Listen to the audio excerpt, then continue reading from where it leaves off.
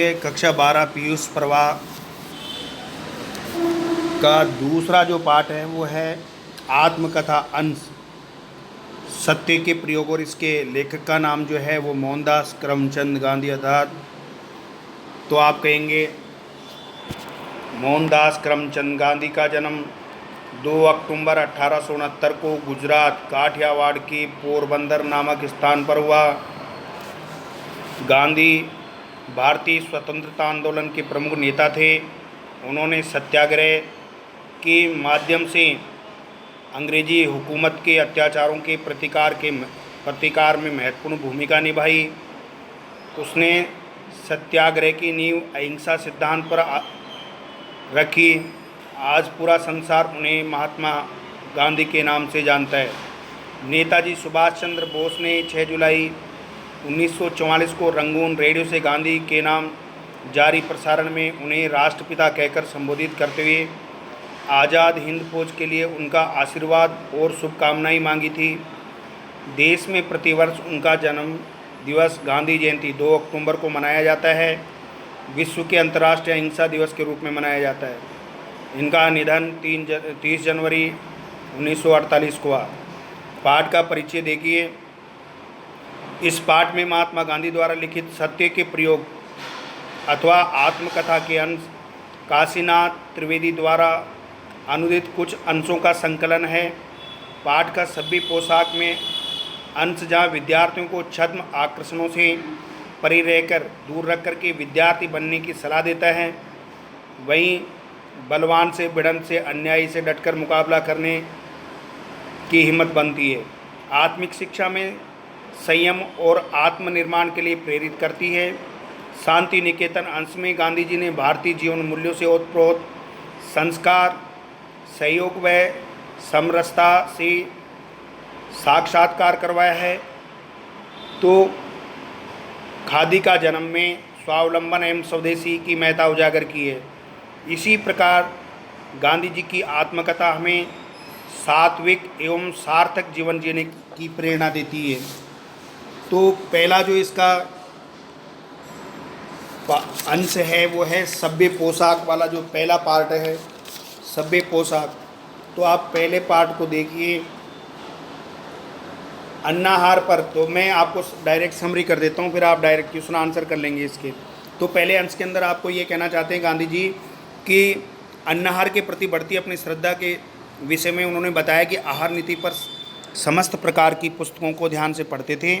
वे आरोग्य विषयक लेखों में पूर्ण रुचि रखते थे। उचित व समुचित आहार व्यक्ति को निरोगी बनाए रखता है, सदैव दवाई से दूर रखता है। उचित आहार स्वास्थ्यवर्धक तो होता ही है, साथ ही वह धार्मिक दृष्टि से भी सर्वोपरि माना जाता है। गांधी जी के कुछ दोस्त स्नेहवश उन्हें मांस खाने का परामर्श भी देते हैं। वे कहते हैं कि यदि वे मांस नहीं खाएंगे तो दुर्बल हो जाएंगे और सदैव बेवकूफ़ बने रहेंगे, क्योंकि मांसाहारी नहीं होने के कारण उन्हें अंग्रेज़ों के समाज में घुलने मिलने में कठिनाई होगी। उनके मित्रों को डर था कि यदि गांधी जी अन्नाहार विषय पुस्तकें पढ़ेंगे तो भ्रमित चित्त हो जाएंगे और उनका जीवन व्यर्थ हो जाएगा। तो अंग्रेज मित्रों ने गांधी जी को सुधारने तो एक नाटक दिखाने की योजना बनाई तथा उन्हें निमंत्रण दिया। उनकी योजना के अनुसार गांधी जी को अंग्रेज़ों के साथ हार्बन भोजनालय में भोजन करना था। दूसरा ये हो गया आपका पहले पार्ट का समरी। दूसरे जो पार्ट है ऐसे देखिए, पहला पार्ट जो है सभ्य पोशाक में हो गया। तो महात्मा गांधी को यहाँ पे सभ्य पोशाक के अंदर, दूसरे के अंदर बलवान से भिड़ंत, तो बलवान से भिड़ंत भोजनालय में जानकारी। अब उसके बाद में आगे भोजनालय में जानकारी प्राप्त करने की वजह से अंग्रेज़ों ने उनसे कहा कि यदि तुम्हें किच करना है तो किसी छोटे भोजनालय में जाकर भोजन करो तथा हम सभी का बाहर इंतजार करो। इस प्रस्ताव ने गांधी जी को खुश कर दिया और वह अपने पसंदीदा भोजनालय की खोज में लग गए, किंतु भोजनालय के बंद हो जाने के कारण उन्हें भूखा ही रहना पड़ा। फिर वे सभी नाटक देखने तो आगे बढ़े, किंतु उन्होंने किसी से भोजन के विषय में कुछ नहीं कहा। इतना होने के बावजूद भी गांधी जी के किसी के साथ संबंध नहीं बिगड़े। इसका कारण सबके हृदय में सभी के प्रति प्रेम था और केवल वैचारिक मतभेद थे। अपने मित्रों के डर को दूर करने के लिए गांधी जी ने विचार किया कि वे जंगली नहीं बने रहेंगे।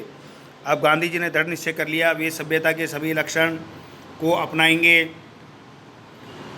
तथा अपने अन्नाहार की विचित्रता को छिपा लेंगे। इस हेतु उन्होंने सर्वप्रथम अंग्रेजी समाज को योग्यता आर्मी और नेवी स्टोर में कपड़े सिलवाए।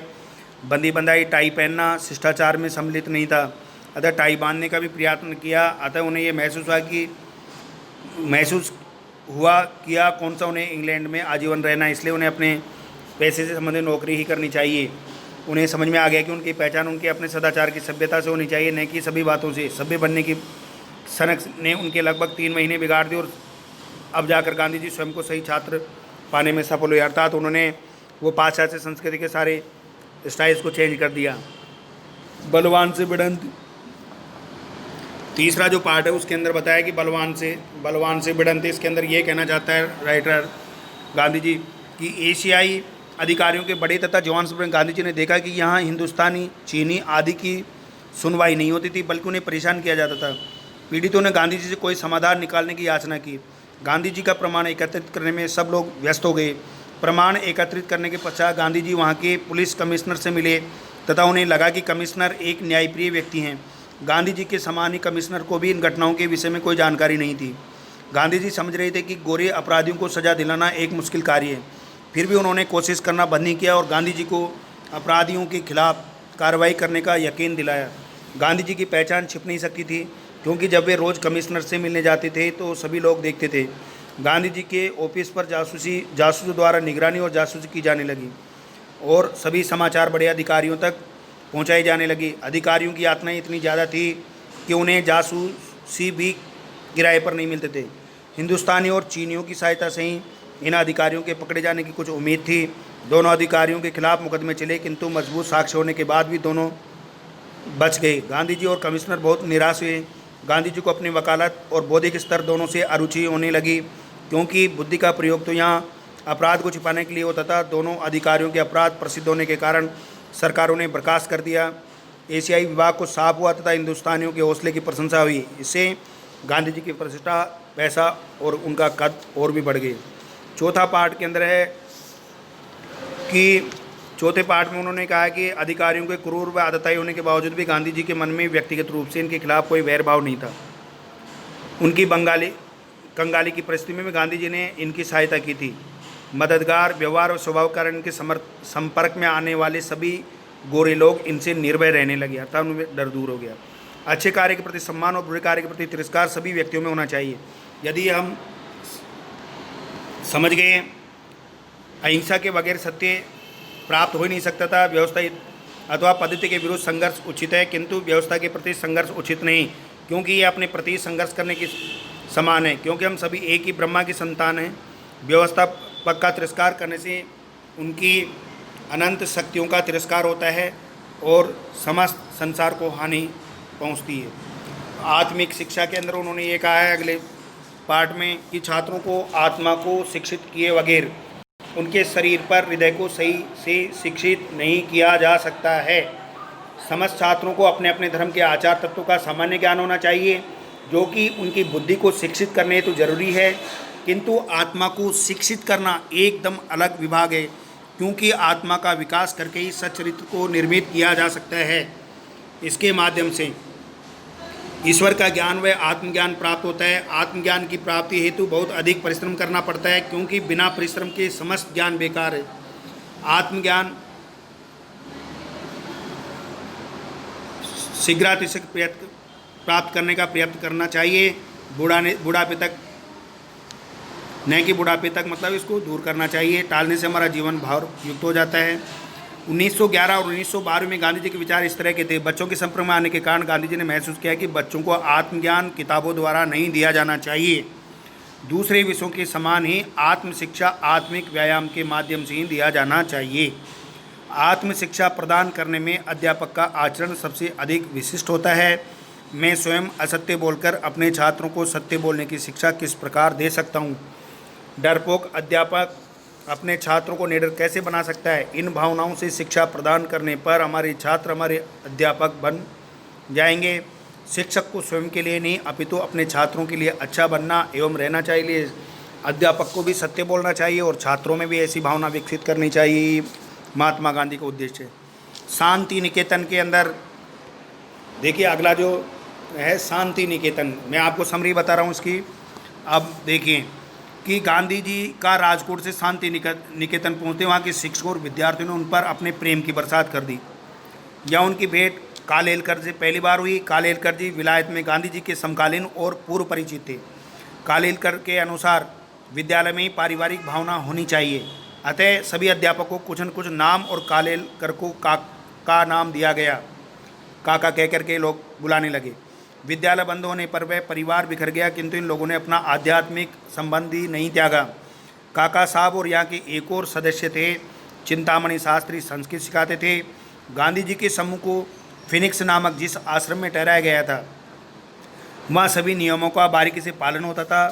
सभी उपस्थित विद्वानगणों ने अपनी खुशबू फैला रखी थी। गांधी जी अपने स्वभाव के अनुरूप सभी से घुल मिल हो गए। उन्होंने स्वपरिश्रम सिद्धांत के अनुसार सभी शिक्षकों और विद्यार्थियों को अपना भोजन रसोई के स्थान पर स्वयं द्वारा पकाने का परामर्श दिया। ये सभी के हित में होना होगा जिन्हें ये पसंद नहीं था, क्योंकि ये प्रयोग प्रारंभ कर दिया। सभी ने अपने अपने हिस्से का काम आपस में बांट लिया, परंतु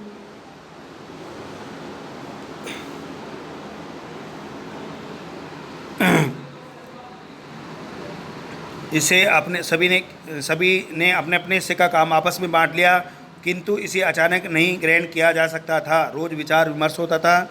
एक दूसरे की थकान दूर करने तो इन लोगों ने मनोरंजन का भी सहयोग लिया। देखो फिर इसके बाद में आप देखेंगे खादी का जन्म।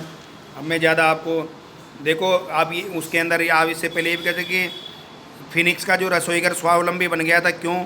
जिसमें साधारण भोजन बनाया जाता था, मसालों का त्याग इसमें वर्जित कर दिया गया। कुछ भोज भाप द्वारा पकाया जाता था, जिससे पैसे की ईंधन की बचत होने लगी, किंतु कुछ कारणों से ये प्रयोग बंद हो गया।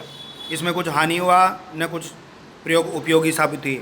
पूना से गोखले के अवसान पर तार प्राप्त होने पर सारा शांति निकेतन शोक में डूब गया। मंदिर में विशेष सभा आयोजित की गई। उसी दिन गांधी जी पूजा के लिए निकल पड़े। गोखले ने गांधी जी से 1 वर्ष तक देश में भ्रमण करने की प्रतिज्ञा करवाई थी तथा सार्वजनिक स्थान पर अपने विचार प्रकट न करने के लिए कहा था। इसके बाद में देखो खादी का जन्म। तो खादी का जन्म के अंदर जो है इसकी भावार्थ महात्मा गांधी ने, मुझे याद नहीं पड़ता कि सन 1908 तक मैंने चरखा या करगा कहीं देखा हो। तो चरखे के माध्यम से हिंदुस्तान की गरीबी को दूर किया जा सकता है, ये समझने वाली बात थी कि जिस रास्ते भुखमरी समाप्त होती उसी रास्ते स्वराज्य भी प्राप्त होगा। सन 1915 में दक्षिण अफ्रीका से हिंदुस्तान आने तक गांधी जी ने चरखा नहीं देखा था। कुछ कठिनाइयों का सामना करने के बाद उन्होंने अपने आश्रम में करगा प्रारंभ किया। एक सिखाने वाले व्यक्ति को बुलाया गया। मगन लाल से गांधी जी ने इस कारीगरी को अच्छी तरह से सीख लिया और सभी को सिखाया। तत्पश्चात सभी हाथ करके से बुने कपड़े को पहनने लगे। अधिक मांग होने के कारण हमें बाहर से बुनकरों से जरूरत के कपड़े बुनवाने पड़ते थे। बुनकर साथ कपड़ा विलायती सूत का ही बनते थे, क्योंकि उनकी सिलाई मशीनें सूत नहीं काटती थी। कुछ समय बाद ऐसी सूत से कपड़ा बुनने वाले बुनकर भी मिल गए। इसके बाद इसका प्रचार किया गया और इस प्रकार जो है खादी बनकर के तैयार हो गई। आप इसके बाद में देखेंगे प्रश्न उत्तर। तो पहला शब्दार्थ देखेंगे। शब्दार्थ के अंदर ये बताया, आईना कहते हैं दर्पण को, उद्गार अपने मन की बात कहना, उद्यम शरारत, विलायत यानी विदेश, इंग्लैंड, अवसान यानी मृत्यु के समय, इजारा यानी एकाधिकार या ठेका। उसके बाद में पहला क्वेश्चन है, एशियाई अधिकारियों का सबसे बड़ा थाना था जुलू में, जोहानिसबर्ग चीन में, नेटाल में, तो आप कहोगे जोहानिसबर्ग में। शांति निकेतन में गांधी जी पहली बार किन से मिले? तो आप कहोगे काका कालेलकर से। आहार नीति पुस्तक में किन के विचारों का वर्णन किया गया है? आहार नीति नामक पुस्तक में अलग अलग युगों के ज्ञानियों, अवतारों और पैगंबरों के आहार विषय विचारों का वर्णन किया गया है। आहार का मतलब होता है भोजन।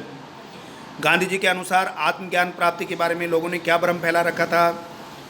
भ्रम फैला हुआ था कि आत्मज्ञान चौथे आश्रम में प्राप्त होता है। तीसरा क्वेश्चन, हिंद स्वराज्य पर गांधी जी के विचारों का मजाक उड़ाते गोखले ने क्या कहा? तो गोखले ने कहा था कि आप 1 वर्ष हिंदुस्तान में रहकर देखेंगे तो आपके विचार अपने आप ठिकाने आ जाएंगे। चौथा क्वेश्चन है, शांति निकेतन में बर्तन मांजने वाली टुकड़ी थकान उतारने के लिए क्या करती थी? तो आप कहोगे कि कुछ विद्यार्थी वहाँ सितार बजाते थे। कुछ विद्यार्थी वहाँ थकान उतारने के लिए सितार बजाते थे। बेल साहब ने गांधी जी के जीवन प्रवाह को किस तरह प्रभावित किया? तो आप कहोगे गांधी जी सभ्य कहलाने का प्रयास कर रहे थे और उन्होंने अपने जीवन में बहुत परिवर्तन का प्रयत्न भी किया, परंतु बेल साहब ने उनके जीवन प्रवाह को बदल दिया। उन्होंने सोचा कि मुझे इंग्लैंड में नहीं रहना, इसलिए लच्छेदार भाषण बंद कर दिया, नाचना सीखना छोड़ दिया क्योंकि इससे सभ्य नहीं बना जा सकता था। वायलिन सीखना भी बंद कर दिया और उसे बेचने के लिए कहा। वायलिन अपने देश में ही सीखा जा सकता है। वायलिन शिक्षिका ने भी उनकी बात का समर्थन किया। बेल साहब ने गांधी जी को सभ्य बनाने की सनक को समाप्त करके उनके जीवन प्रवाह को परिवर्तित कर दिया। दंड देने के औचित्य में गांधी जी को क्या शंका थी? तो आप कहोगे कि गांधी जी मारपीट कर पढ़ाई कराने के पक्ष में नहीं थे। दंड के औचित्य के संबंध में उन्हें शंका थी क्योंकि उसमें क्रोध भरा था और दंड देने की भावना थी। यदि उसमें केवल गांधी जी के दुख का ही प्रदर्शन होता तो वे उस दंड को उचित समझते, पर उसमें भावना मिश्रित थी। अतः इसके पश्चात उन्होंने विद्यार्थियों को दंड नहीं दिया और सुधारने की अच्छी नीति सीख ली क्योंकि उन्हें दंड द्वारा किसी को सुधारने में शंका थी। गोखले ने गांधी जी को क्या प्रतिज्ञा करवाई? तो गोखले ने गांधी जी को प्रतिज्ञा करवाई कि मैंने जवाब दिया, इसका उत्तर देना कठिन है। अभी 1 वर्ष तक जो मुझे कुछ करना ही नहीं। गोखले मुझसे प्रतिज्ञा करवाई कि मुझे 1 वर्ष तक देश में भ्रमण करना है, किसी सार्वजनिक प्रश्न पर विचार न तो बनाना है न प्रकट करना है। मैं इस प्रतिज्ञा का अक्षर से पालन करूंगा। बाद में मुझे किसी प्रश्न पर कुछ कहने की जरूरत होगी तभी मैं कहूँगा, इसलिए मैं नहीं समझता कि 5 वर्ष तक सत्याग्रह करने का कोई अवसर आएगा। फिनिक्स का रसोईघर स्वावलंबी बन गया। कैसे? क्योंकि फिनिक्स का रसोई इसलिए बन गया, एक मंडली साग काटने की बनी, दूसरी अनाज साफ करने की। ननगुबाई रसोई के आसपास शास्त्रीय ढंग से सफाई काम करने लगे। पियर्सन ने बर्तन साफ करने का काम संभाला। बड़े बड़े बर्तन मांझना उन्हीं का काम था। थकान दूर करने तो एक मंडली सितार बजाती। रसोई भी सादी बनती, मसालों का त्याग किया गया। इस प्रकार फिनिक्स का रसोईघर स्वावलंबी बन गया। गांधी जी सभ्य बनने के लिए जो प्रयोग किए उन्हें अपने शब्दों में लिखिए। तो आप कहोगे इंग्लैंड में रहकर गांधी जी को सभ्य बनने ऐसी धुन सवार हुई कि उन्होंने अपने आर्थिक सामर्थ्य से बाहर जाकर अनेक प्रयोग करने आरंभ कर दिए। गांधी जी इंग्लैंड में रहते अन्नाहारी थे और वहाँ के लोग मांसाहारी थे। गांधी जी इंग्लैंड वालों की सभ्यता नहीं जानते थे, वैसी सभ्यता सीखने के लिए उन्हें कुछ सीखना पड़ता। गांधी जी ने वहाँ की सभ्यता सीखनी चाहिए, इस कारण उन्होंने कुछ छिछले रास्ते अपनाए। बम्बई काट के कपड़े अंग्रेज समाज में अच्छे न लगने के कारण गांधी जी ने आर्मी और नेवी स्टार से कपड़े खरीदे। उन्होंने ब्रांड स्ट्रीट से शाम को पहनने का सूट सिलवाया। 2 जेबों में लटकाई जाने वाली सोने की चैन मंगवाई। टाई बांधने की कला सीखी। इसके साथ ही उन्होंने नृत्य भाषण कला सीखना शुरू किया। वायलिन भी खरीदा। इन प्रयोग के माध्यम से उनके सभ्य बनने की दिशा बराबर चली। तो आप गांधी जी के चरित्र के विषय में सभ्य जीवन, गांधी जी विद्यार्थी जीवन को सादा जीवन व्यतीत करना चाहते थे। गांधी जी ने मित्र सुख समूह का अपने प्रयास किया, अपनी पोशाक इत्यादि बदली। अन्नाहारी की भावना। तीसरा है अन्याय से संघर्ष, स्वावलंबन की भावना, स्वदेशी की भावना। फिर गांधी का जन्म पाठांश का सार अपने शब्दों में लिखिए। अगला लास्ट वाला क्वेश्चन है गांधी का जन्म तो आप कहोगे गांधी जी ने 1908 तक करगा और चरखा नहीं देखा था। गांधी जी करगी का प्रयोग के द्वारा हिंदुस्तानियों की भूख ही मिटाना चाहते थे।